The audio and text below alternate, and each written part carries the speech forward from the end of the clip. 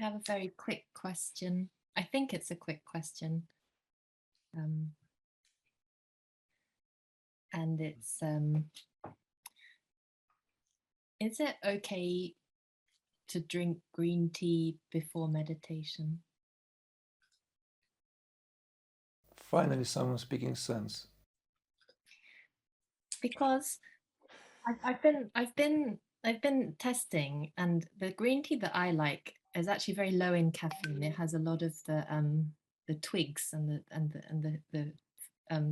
the stem of the tea. And I tried meditating after and before, and there's no effect that I can perceive in my consciousness. But my question was, it's very nice to drink green tea, and it's a pleasure, obviously. And when we talk about sacrifice, it feels in some part of my mind that maybe it's better to sacrifice pleasure and meditate, even if it doesn't have any effect in my meditation. And I was wondering if that pleasure complex is tamasic in a way, and whether one should resist it and yeah, what that is just a sort of simple question.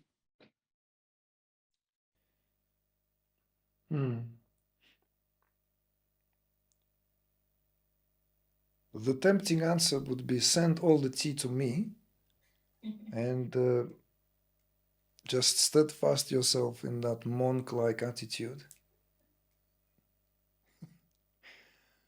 But I have to wrestle with my conscientiousness afterwards, so let me resist this temptation.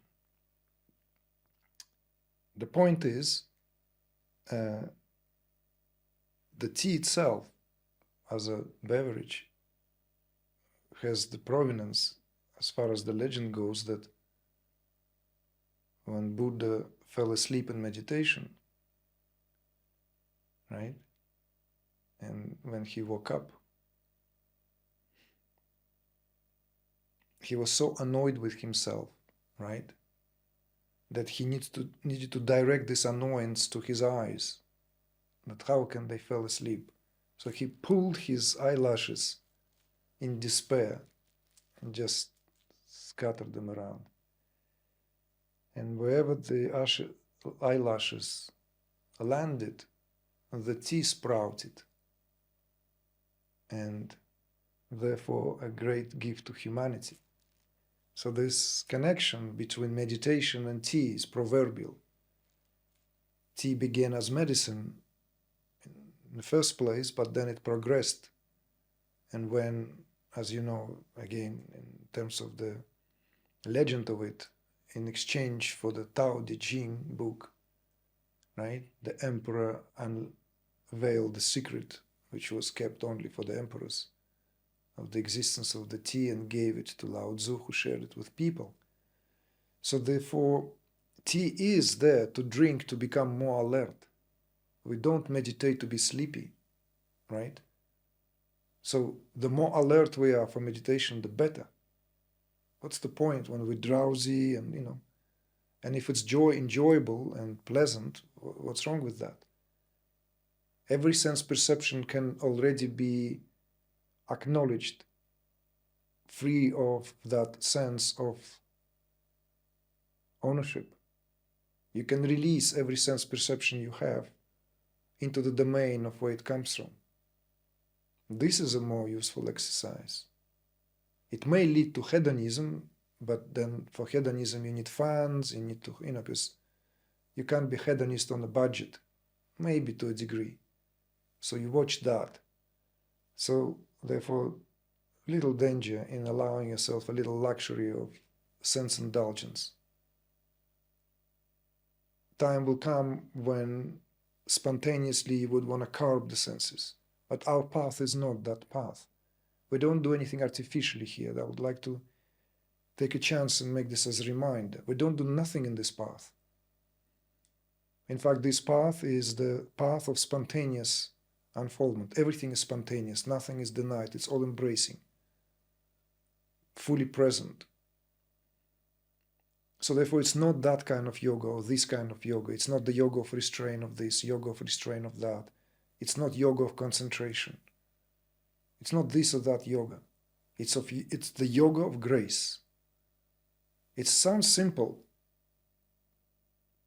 but it takes really a lot of very different kind of discipline to walk this path. Above all else, it takes utter and entire clarity. Because when we're foggy, we want to put ourselves into some kind of imposed condition, because then it will, I need to do this something to myself, I can't allow myself to be spontaneous and let it unfold, I'll be all over the place. I'll be lazy, I'll be lousy, So therefore it takes a lot of clarity, you see? So the sacrifice here is actually somewhere else. It's not in not allowing the lips touch the cup and a sense of taste being experienced. It's releasing the sense of possessing and the sense of ownership. It's incredibly liberating, authentic as well.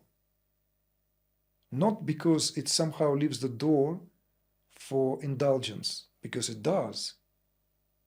Of course it does. But precisely because the door is not locked, the door is open, wide open all the time. Certainly there's no key, is what makes it into an authentic relationship. So one can do a sacrifice and still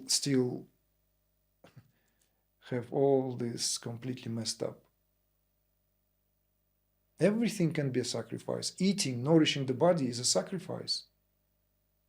An offering, yagya, offering.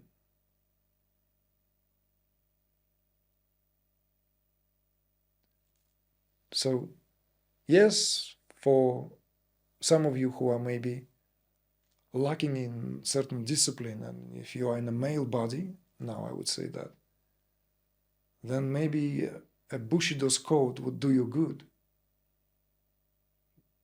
Walking around as if already dead is very good.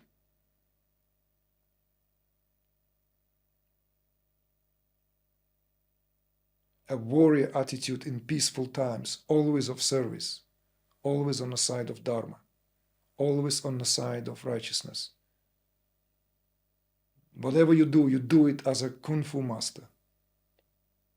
I mean it, even when you do the most mundane, boring, domestic job, you can do it as a master.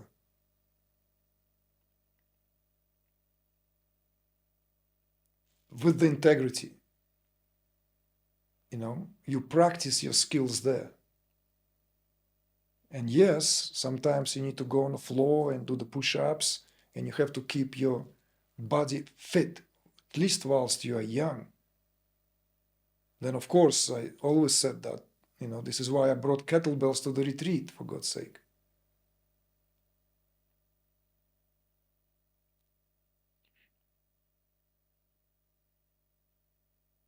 But the tea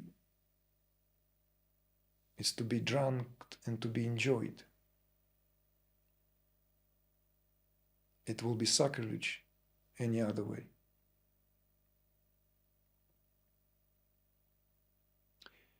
And I would like to conclude this with a simple remark that one of the reasons why I have bombarded you lately with all this news, with all these things, there's also another reason. It's a very simple reason, is that we can't afford to be indoctrinated by any propaganda. We can't afford. We have to be able to behold it in a fullness of its situation. So if we are very quickly jump into conclusions. These are good guys, these are bad guys, these are the aggressors, these are the victims, these are perpetrators, this, that. We lost consciousness and we lost the situation.